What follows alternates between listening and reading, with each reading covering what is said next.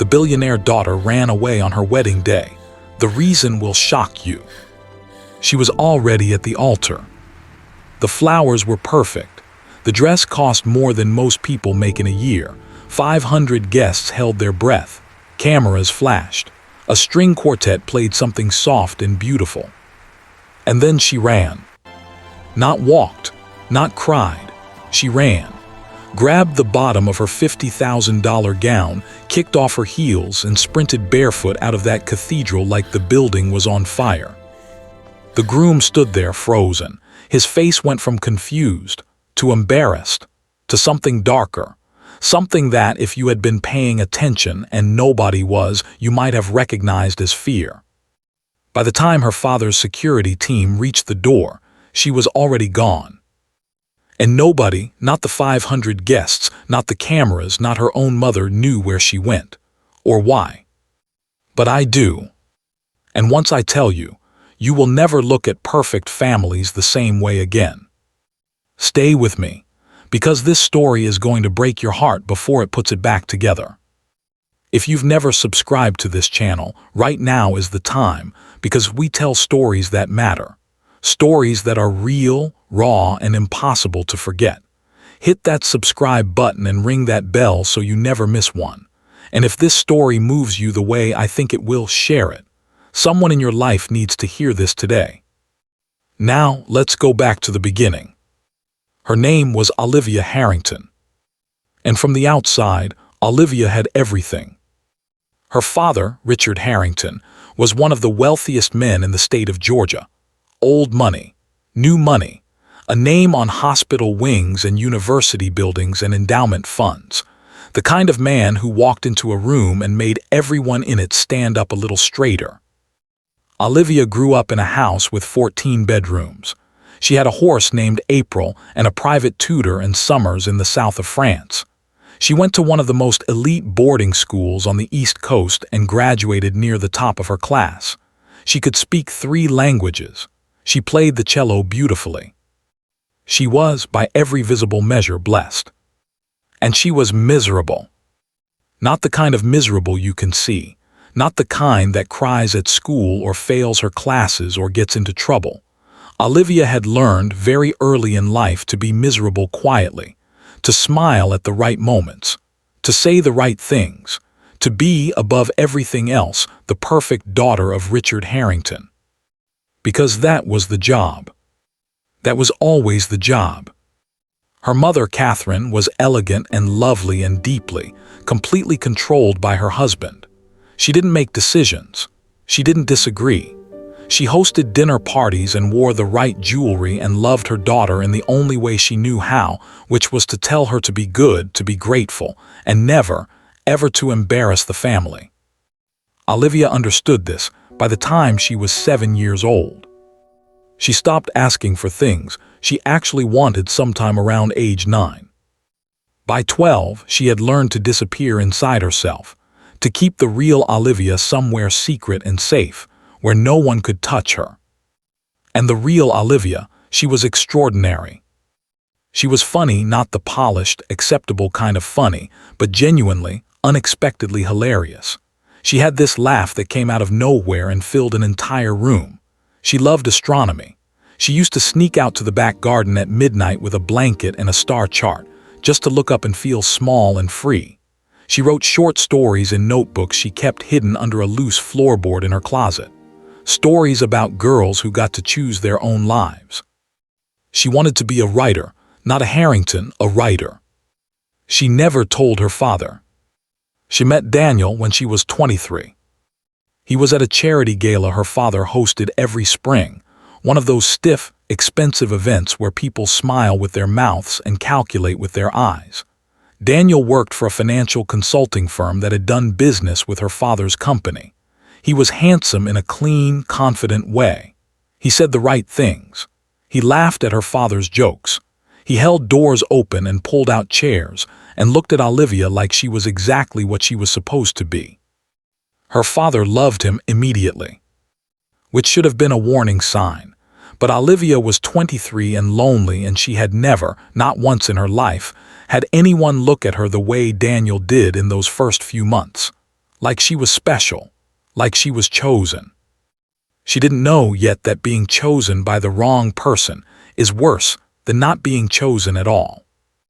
They dated for 2 years, long enough for Daniel to learn the geography of the Harrington family, who held the power, where the money flowed, what the future inheritance looked like, long enough for him to become indispensable. He had dinner with her father twice a week. He played golf with him on Sundays. He called him sir, and meant it in exactly the way Richard Harrington wanted to be meant. He proposed with a 4-carat ring on a rooftop in Manhattan.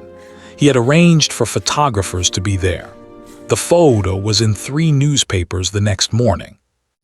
Olivia said yes, because she didn't know what no would cost her. Her mother cried and called it romantic. Her father shook Daniel's hand and said, "Welcome to the family, son." And Olivia smiled in every photograph with her whole face and thought quietly in that hidden place inside herself, "Something is wrong, something is wrong, something is wrong."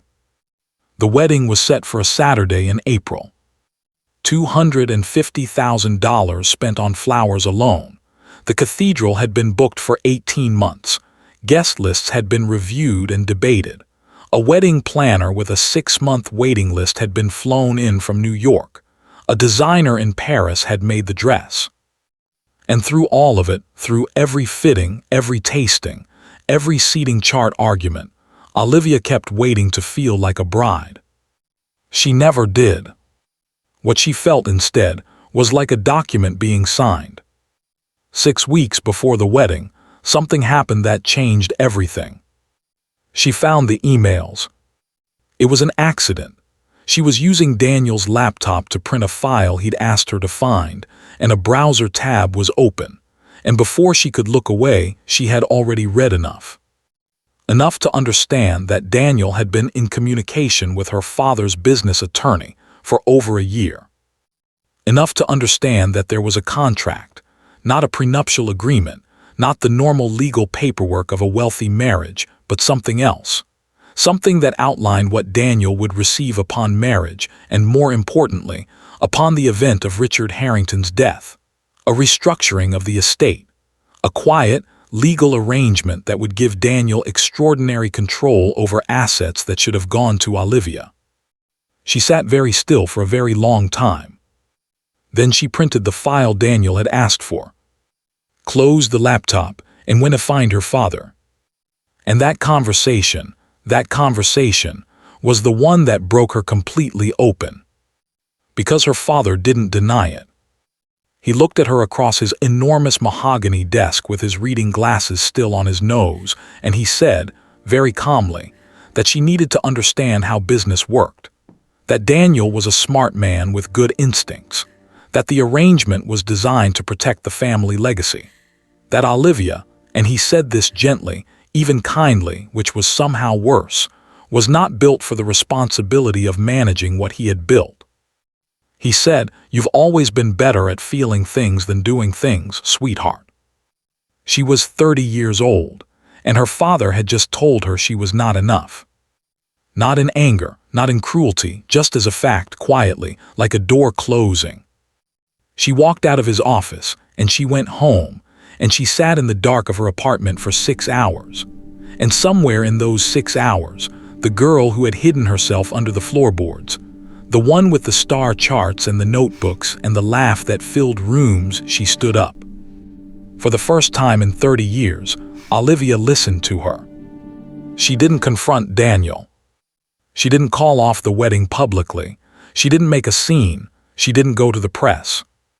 She did something that surprised everyone who thought they knew her. She prepared. For 6 weeks, while the wedding moved forward like a machine that couldn't be stopped, Olivia worked quietly. She hired her own attorney, not one from her father's circle, someone completely independent. She gathered every document she could find.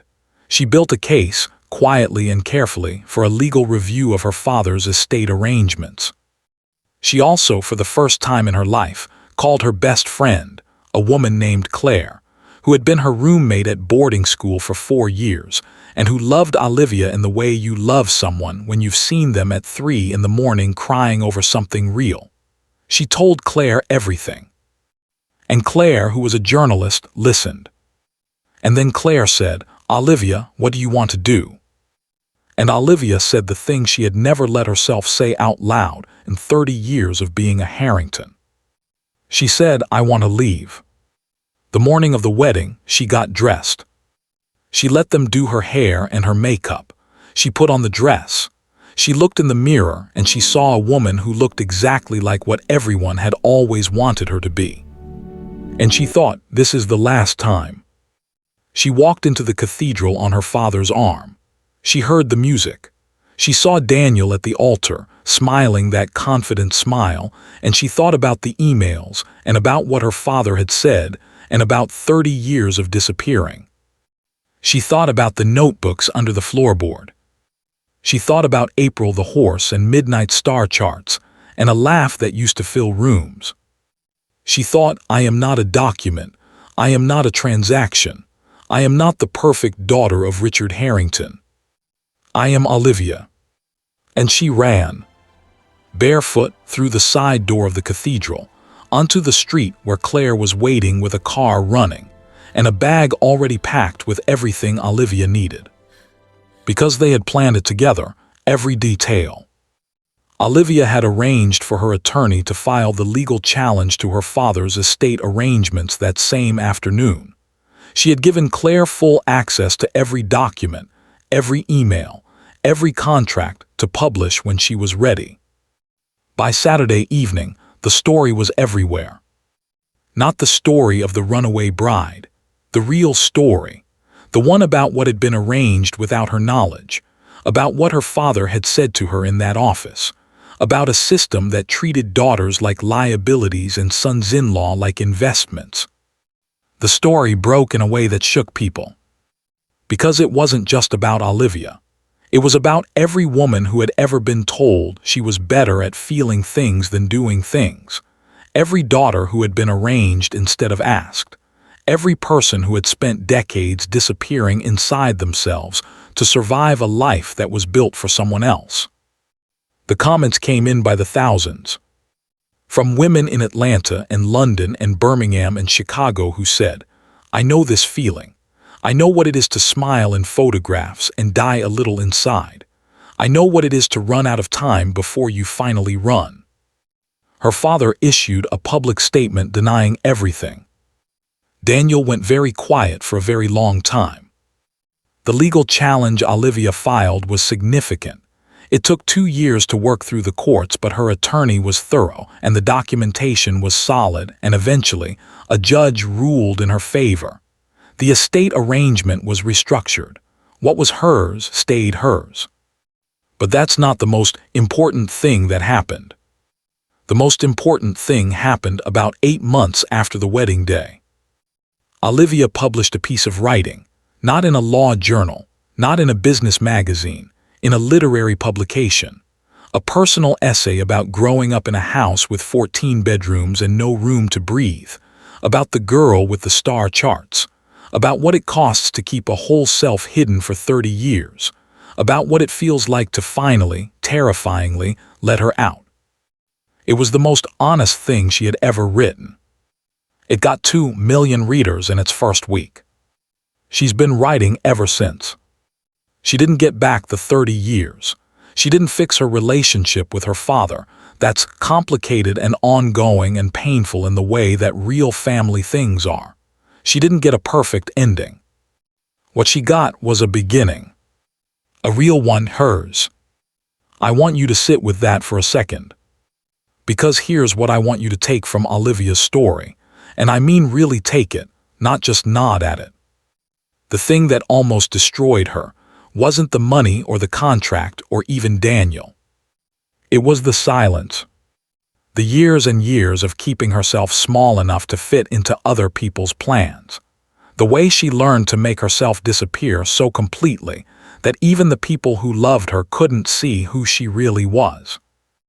Most of us will never stand in a $50,000 dress at the altar of a cathedral, But every single one of us knows what it feels like to be arranged instead of asked, to be handed a life and told to be grateful for it, to hear from someone we love that we're not quite enough for the thing we want most. And most of us, and I say this gently, with real love, most of us don't run. Most of us stay. We find ways to make the disappearing comfortable. We tell ourselves we'll figure it out later, when things are different, when the timing is better. We get very good at living around the edges of our own lives.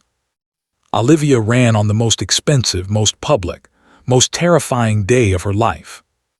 Not because she was brave, because she finally got tired enough to choose herself. That's all bravery ever is, just being tired enough. Scared enough, done enough to finally move. If this story hit you somewhere real, I want you to do 3 things. First, drop a comment below and tell me what part of this story stayed with you. I read every single one. Second, share this video with someone who needs it. You know who I'm talking about.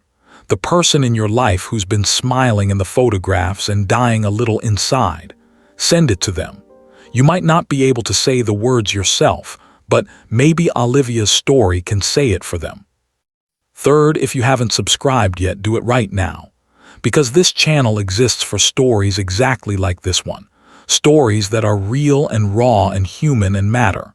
We post every single week, and I promise you, we are just getting started.